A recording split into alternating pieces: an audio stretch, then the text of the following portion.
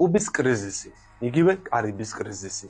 60 წლის წინ 1962 წლის 27 ოქტომბერს, როცა კუბის საჰაერო თავდაცვამ ამერიკული სადაზვერვო თვითმფრინავი U-2 ჩამოაგდო, ამერიკის შეერთებული შტატები და საბჭოთა კავშირი უკვე იდგნენ ბირთვული კატასტროფის ზღვარზე.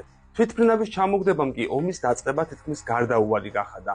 თუმცა სულ ბოლო მომენტში ამერიკის 35-მე პრეზიდენტმა ჯონ კენედიმ უარი თქვა საპასუხო იერიშის მიტანაზე, რასაც მალევე მოჰყვა კავშირის მაშინდელი ლიდერის ნიკიტა ხრუშჩოვის შემხვედრი ნაბიჯი, გარკვეული პირობებით.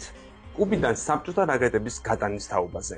რა მოხდა 60 წლის წინ კარიბის ზღვაში, როგორ აღმოჩნდა თავისუფლების კუნძულზე საბჭოთა რაკეტები. 1960 წლის 9 ივლისს საბჭოთა კავშირის კომუნისტური პარტიის ლიდერებმა პირველად განაცხადეს ხმამაღლა, რომ კუბა მათი ინტერესების სფეროში შედიოდა. ნიკიტა ხრუშჩოვმაც მასწავლებელთა საკავშირო კონგრესზე გამოსვლისას ჩვეული რიხით თქვა, რომ დაიცავდა კუბას ამერიკის მოსალოდნელი ხელყოფისგან.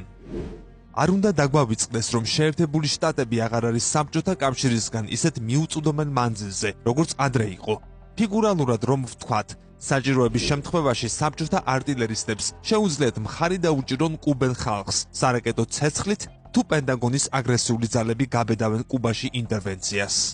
ნიუ-იორკის ნიუ სკულის უნივერსიტეტის პროფესორისა და საბჭოთა კავშირის ყოფილი ლიდერის ნიკიტა ხრუშჩოვის შვილიშვილის ნინა ხრუშჩოვას თქმით, 1961 წელს, როცა ამერიკელებმა რაკეტები განათავსეს თურქეთში, ხრუშჩოვი იმყოფებოდა ბულგარეთში, ვარნაში, თავდაცვის მინისტრ მარშალ მალინოვსკისთან ერთად.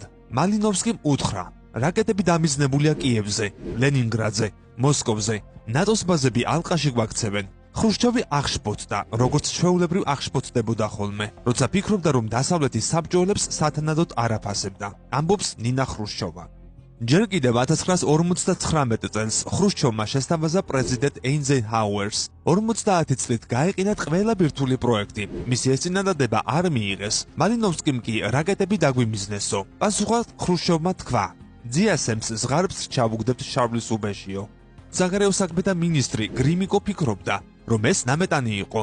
მიქონიანს შეეშინდა, რომ ამერიკა უპასუხებდა, მაგრამ ხრუშჩოვმა არ დაიშალა და თქვა: ბევრჯერ გავაფრთხილე კენედი, რომ თუ კუბას არ შეეშვებოდა, საკადრის პასუხს გავცემდით. საკადრისი პასუხის გასაცემად საბჭოთა კავშირის კომუნისტური პარტიის ცენტრალური კომიტეტის პრეზიდიუმის 1962 წლის მაისის საიდუმლო სხდომაზე გადაწყდა, რომ კუბაში ბირთვული ქობინების მქონე რაკეტებს განათავსებდნენ. გამოიწერე კოდის YouTube არხი. ნახე უამრავი საინტერესო ვიდეო სხვადასხვა თემაზე.